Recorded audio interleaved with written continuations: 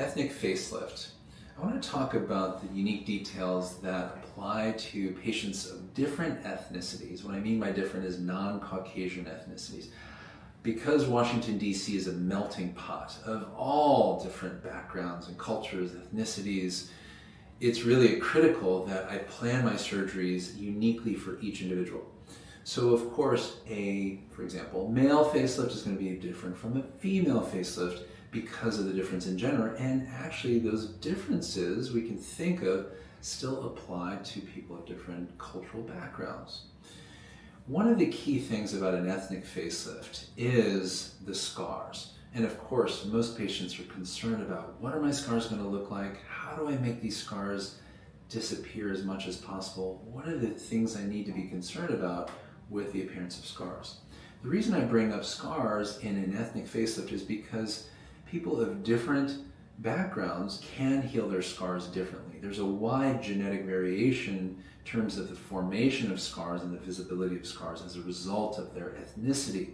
Take, for example, African American patients who are uniquely prone, in some cases, to keloid scarring, which you've probably heard about. Keloid scarring refers to very abnormal scar formation, where if you imagine a thin line, which ideally we want a scar to be very thin and totally flat, a keloid can be the opposite of that, basically growing outside of the boundaries of that thin line. It can expand in height and width and become very ropey and not very attractive. And so patients who are subject to keloid scarring are unique in that they generally should not have a facelift, especially one where there's skin removal, because if they're prone to keloid scarring, then you can imagine a very thick, abnormal looking scar going around the ear that can be very difficult to treat afterwards. So I'm very particular with my patients of African American background to talk to them about how they're genetically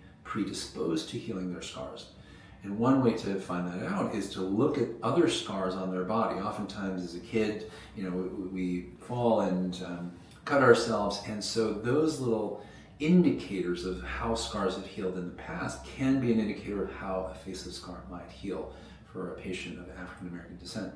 Now, abnormal scarring or hypertrophic scarring, which is a thickening of scar tissue that's not quite keloid, but it's not totally normal either, can affect patients of different ethnicities, particularly Middle Eastern, Indian descent. So we have to be very careful about how we're planning these procedures so that we're avoiding these issues of scarring.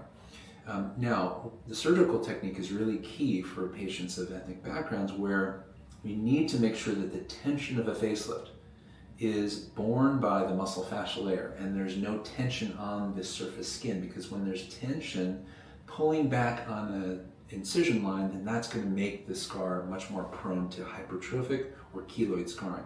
Whereas an incision line with no tension on it, meaning the surgeon has to make sure that the muscle fascial layer is holding the tension and the incision has zero pulling from the elasticity of the skin, that is a key to optimal scar healing. So scarring is a big definer, really, of ethnic facelifting. Now, in terms of the aesthetic goals of ethnic facelifting, it's really quite similar to non-ethnic facelifts, where patients just want to look like themselves, they want to look natural, they want to look refreshed, they want to look like they used to look 10, 15, maybe 20 years ago and get a natural refresh. And I'm focused on natural results because in Washington, D.C., everything is relatively conservative here. I'm not in LA or Miami or Turkey where it's like, whoa, you don't know what people might end up looking like. People want the natural refresh. So that's my focus aesthetically, and then I pay a lot of attention to optimizing the techniques so that the scarring is optimal and we don't run into issues that are fairly unique to ethnic facelift.